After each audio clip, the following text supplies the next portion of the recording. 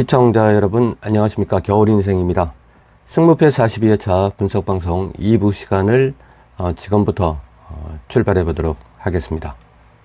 자, 다음은 2부 시간의 첫 번째 경기로 가보겠습니다. 5번 경기는 니가타 사간도스, 자, 22라운드 일정입니다. 니가타는 히로시마 삿포로 원정 2연전에서 일시적인 반짝 퍼포먼스가 아니라 완연한 상승세로 들어섰음을 인정할 수밖에 없는 경기력을 보여주었습니다.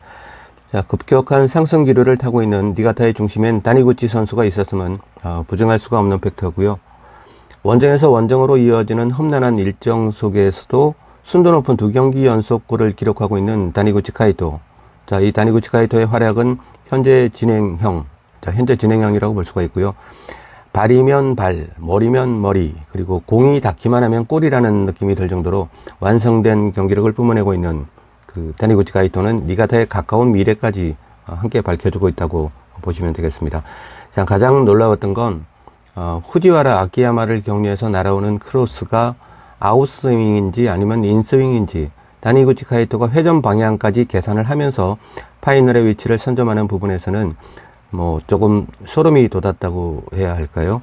아무튼 그 니가타의 전술 전개 방식을 보면 퀄리티의 차이는 현격히 존재하겠지만 그 프리미어 리그의 뉴캐슬의 트리피어 기마라에서 고든이 만들어가는 옵션을 니가타의 후지와라 아키야마 다니구치 라인에서 보여주었다는 부분은 라인을 아우르는 극도의 조직력까지 겸비되어 가고 있는 그런 시점의 니가타로 사료가 됩니다.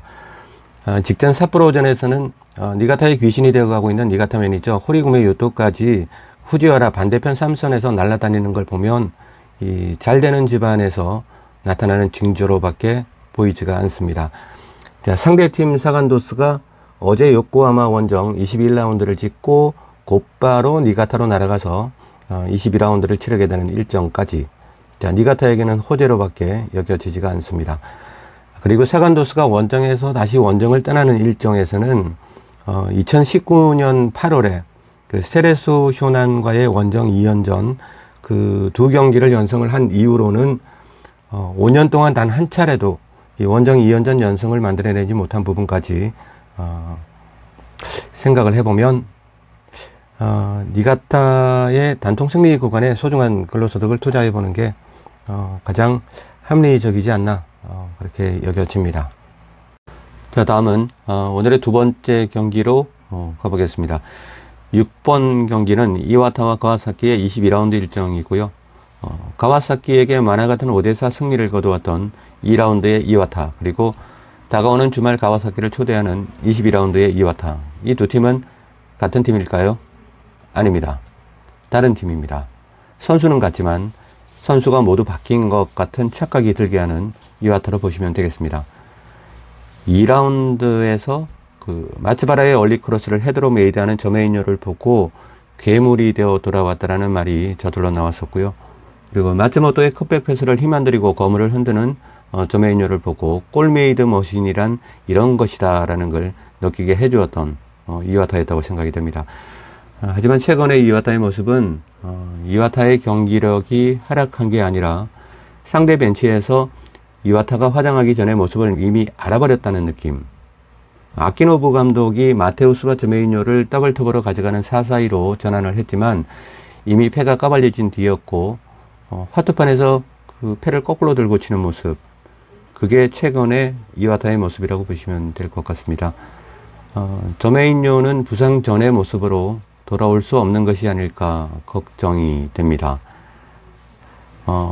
전술적인 변화, 그러니까 전술은 그대로 두고 A 옵션, B 옵션, 이 선수들을 체인지하는 옵션의 변화가 아니라 포메이션 자체를 변화시키는 전술적인 변화는 상대적인 강팀들이 그러니까 더블 스쿼드가 가능한 강팀들이 자주 가져갈 수 있는 그런 뭐 변화라고 볼 수가 있겠죠. 근데 이와타 같은 뎁스를 가지고 4-4-2로 전술을 이렇게 바꿔가면서까지 글쎄요. 아무튼 저메이뇨와 마테우스의 지금 4-4-2로 가져가는 더블톱은 절반의 성공이라고 생각은 듭니다. 분명히 어떤 극적인 반전이 있겠죠. 아무튼 그리고 이와타는 12라인의 그라카와스키 가이토가 일시적인 정체 현상을 보여주고 있죠. 그러니까 그렇게 문제가 있는 것도 아니고, 그렇다고 해서 팀에게 승리를 안겨줄 만한 퍼포먼스를 보여주는 것도 아니고, 그냥 정체 중이다라는 그런 느낌. 그러니까 일시적인 정체 현상을 보여주고 있다고 생각이 됩니다. 이 중앙백 라인의 이 그라카와스키 가이토가 조금만 더 힘을 내준다면 아마 이와타가 좀 더 나아지는 모습을 보이지 않을까 생각이 들고요. 마츠바라와 우에무라의 LB 라인 그리고 RB 라인의 오버래핑 능력은 여전히 좋습니다. 그리고 우에하라 니키아의 중원 리딩 능력 또한 굉장히 아주 수려한 상황이죠. 자, 하지만 이와타의 지금 문제는 그 좌우 측면, 미들라인 측면의 히라카와 레이 그리고 마츠모토 마사야, 이 두 선수의 부진은 중원 측면에서 공수 연결고리를 무시로 끊어버리기 때문에 이와타의 경기 결과는 상대팀 마음먹기에 달렸다는 소리가 나오는 겁니다. 근데 그 마츠모토 마사야 오른쪽에 있는 선수죠. 이 선수는 경기를 잘 풀어나가는 선수인데 최근 들어와서 좀 부진을 겪고 있다 이런 느낌이 들고, 근데 뭐 스스로 잘 헤쳐나갈 선수라는 그런 뭐 생각은 듭니다.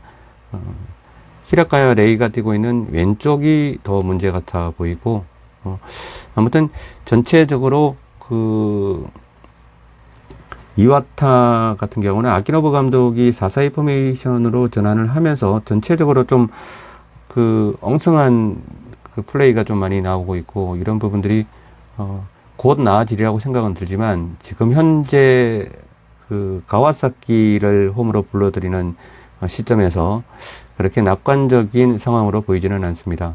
자, 한편 이 요코마리와 함께 전북 따라잡기 경연을 하던 가와사키는 이제 전북스러움에서 완전히 벗어날 준비를 마친 것으로 보이고요.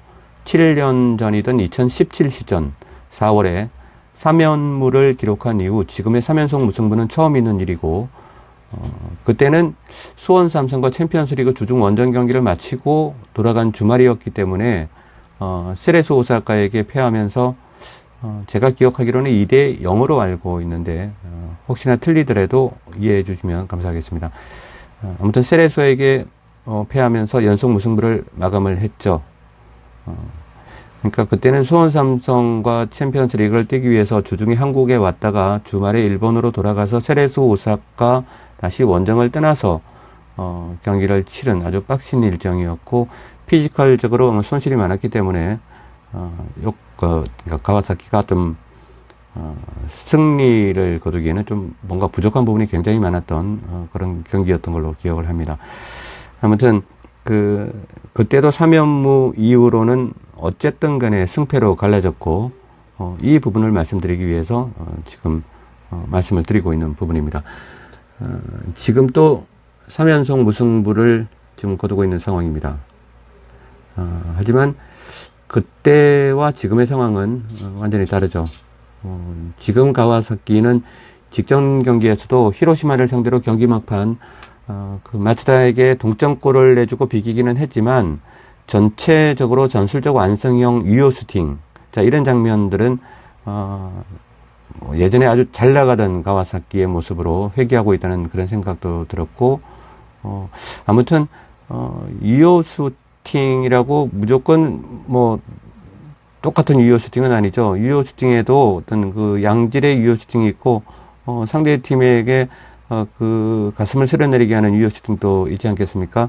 그런 면에서 유효 슈팅의 그 순도 면에서 가와사키의 잘 나갈 때 가와사키라는 그런 부분들이 회귀되고 있는 시점이라는 것을 상기해 보면서, 2라운드에서는 그 만화 같은 패배를 기록했던 2라운드에서 이와타에게 패했던 부분을 복수열전으로 마감하지 않을까 조심스럽게 전망을 해보겠습니다. 가와사키의 승리 구간 단통으로 가져가 보겠습니다. 처음에는 승리와 패배 두 구간을 생각을 했었는데, 분석을 계속 하면서 그리고 경기들을 다시 꺼내 보면서 이 경기는 가와사키의 단통으로 가져가는 게 좋지 않을까 이런 생각을 해봤습니다. 자, 다음은 오늘의 세 번째 경기 7번 경기로 가보도록 하죠. 가시화 대 FC 도쿄. 굉장히 좀 난해한 경기입니다. 그쵸? 상승세 기류에서 후쿠오카에게 한 템포 제대로 꺾인 FC 도쿄는 선수들의 문제보다 피터 클라mov스키 감독의 포지션 이동이 너무 잦은데서 비롯된 조직력의 압박자, 자, 이런 부분이 교대로 결과로 반영되었다고 생각을 해보고 있습니다. 상대 벤치의 전술에 혼선을 주기 위한 그 일회성 옵션을 가동하는 느낌이고요. 자기 팀의 전술에 얼마나 자신이 없었으면 이럴까 하는 그런 생각에까지 이릅니다. 특히 삼선 라인업의 불완전한 맨투맨은 도쿄가 강팀 대열에 합류할 수가 없는 결정적인 이유로 가늠해 볼 수가 있고요. 실질적으로 최근에 도쿄가 실점하는 장면들을 보면 모두 삼선에서 미스매치가 일어나면서 실점을 했던 부분들이 굉장히 많습니다. 그래서 도쿄 같은 경우는 삼선에서 황골 탈퇴를 해야 되고, 그리고 클라mov스키 감독이 지금 포지션에서 너무 전술은 그대로 가져가는 편인데 선수들의 이동이 올리베이라 선수를 제외하고는 매 경기 다른 느낌, 그런 느낌을 주고 있습니다. 이렇게 하다 보니까 선수들도 어디 하나 정확한 내 자리가 없는 떠도는 느낌, 그런 느낌이 들었고, 도쿄가 그 연성 흐름을 가져갈 때 보면은 그 포지션 이동이 없거든요. 그래서 이 클라mov스키 감독의 포지션 이동이 지금 계속해서 이루어지고 있는 상황에서는 도쿄는 좀 이 상승세 흐름으로 반등하는 것이 좀 굉장히 소원해 보이는 그런 상황이라고 보시면 되겠습니다. 양 팀의 그 1차전과 비교해서 도쿄의 모습은 하나도 달라진 꼬라지가 없는 것으로 사료되고요. 가시화는 현지 패널들의 전원일치 판정승, 지난 1차전을 말씀드리는 겁니다. 두 팀 1차전이 3대3으로 무승부를 거두었지만 저도 그렇게 생각하고 현지 패널들의 그 패널 걸들을 보면 가시화가 판정승을 거둔 경기였다. 이런 부분이 좀 지배적이었죠. 그래서 전원일치 판정승이라 저는 이렇게 생각을 합니다. 그만큼 경기는 3대3이었지만 가시화가 선제골을 넣고 도쿄가 3골을 넣고 가시화가 2골을 따라잡는 경기를 보는 입장에서는 굉장히 재미있는 경기였지만 그 골의 순도면 그리고 골 메이드를 하는 과정, 이런 모든 부분을 봤을 때 도쿄보다는 가시화가 원정임에도 불구하고 훨씬 나은 경기력을 보여주었다, 이렇게 보여집니다. 아무튼 가시화는 이 흐름을 잘 타는 팀이죠. 부진할 때는 지지리도 못하는 흐름을 한동안 지속하다가도 반등의 흐름 속으로 입장을 하면 태풍의 눈속 같은 강인한 경기력을 유지하는 기간이 다른 중위권 팀에 비해서는 좀 길다고 볼 수가 있고요. 올 시즌에 그 가시화가 직전 2라운드에서 무승부 후에 승리를 가져갔던 패턴은 3차례 있었죠. 그러니까 지금 가시화가 1무 1패의 그 지난 경기의 흐름을 가져가고 있고 1무 1패를 거둔 다음에 세 번째 경기는 어떤 결과가 나왔는가 하는 부분에서 한번 체크를 해보았습니다. 그래서 올 시즌에 이런 흐름은 3번이 있었고 그 3번의 마지막 세 번째 경기 모두 패하지 않는 결과를 가져갔습니다.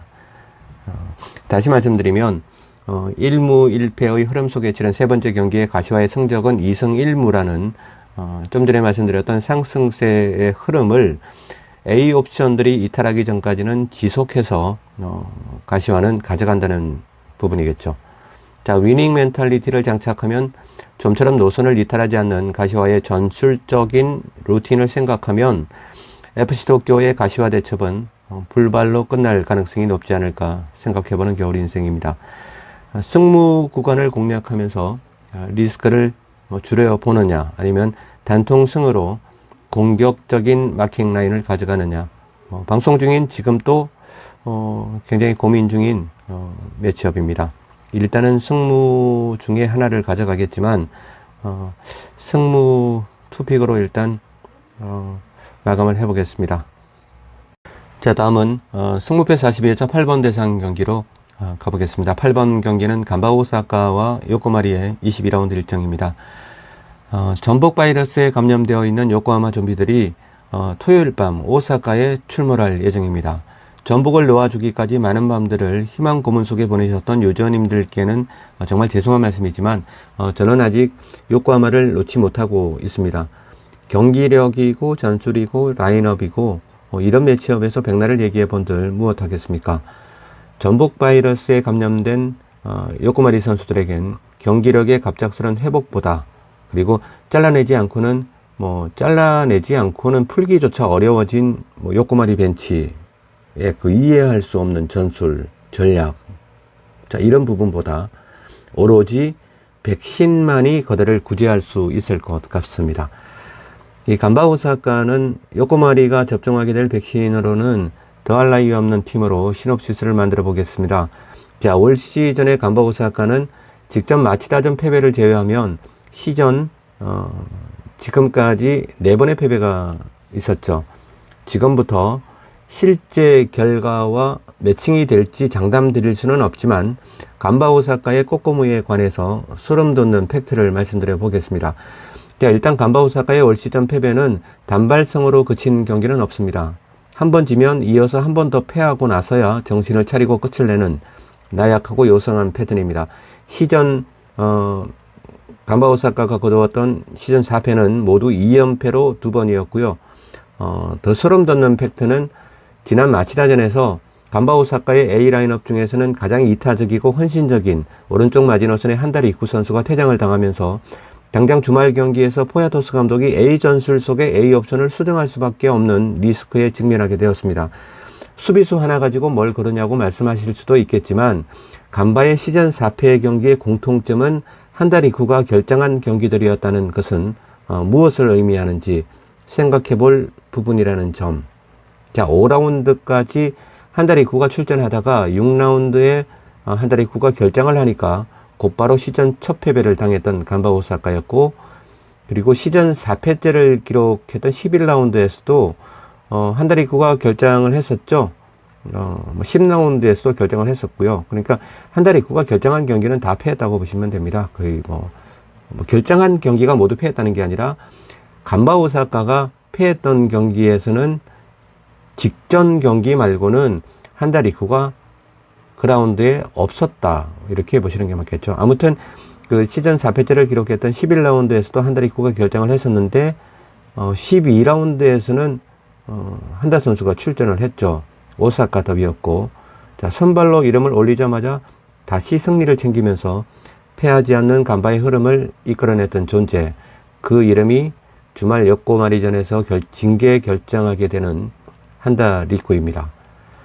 요코마리의 독보적인 피니셔 로페즈가 왼발잡이라는 것까지 감안을 한다면 한다 리쿠가 지키던 오른쪽 마지노선의 A 옵션은 로페즈와 이렇게 가장 맞닥뜨리는 장면이 많은 포지션이죠.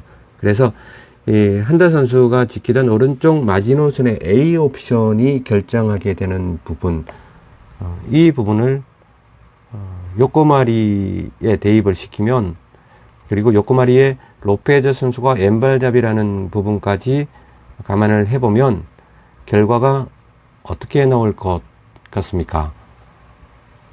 나머지 후반부 시나리오는 독자님들께서 각자 입맛에 맞는 그림을 끼워 넣으시면 좋지 않을까 생각해 보면서 8번 경기를 가늠하겠습니다.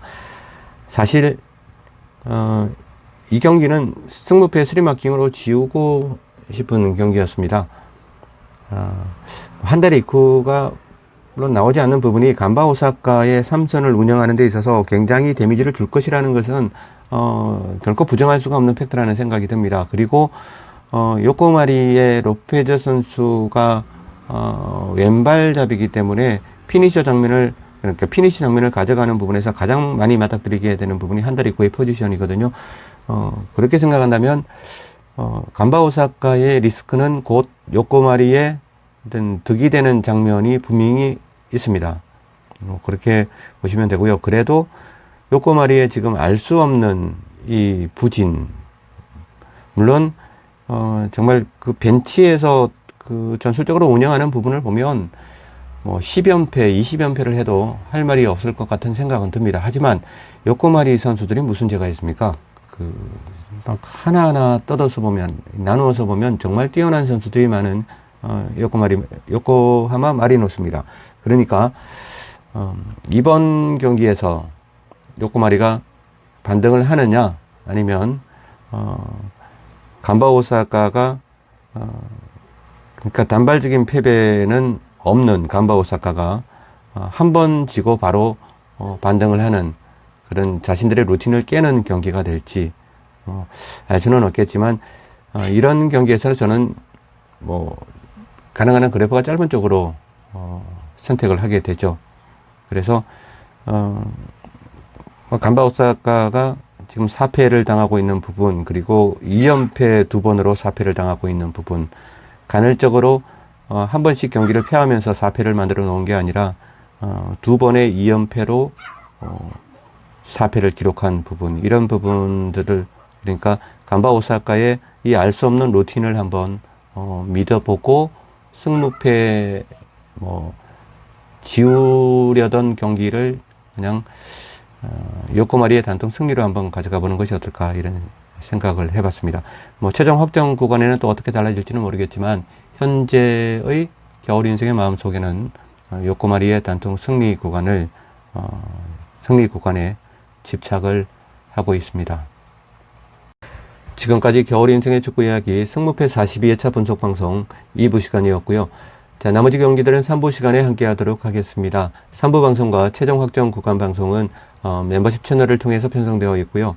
만약에 오늘 치러지고 있는 승일패 43회차가 최종 2월이 된다면 일요일 저녁에는 44회차 승일패 최종 확정 구간을 멤버십 커뮤니티로 가족님들께 공유를 해드리도록 하겠습니다. 긴 시간 끝까지 시청해 주셔서 진심으로 감사드립니다. 겨울인생이었습니다.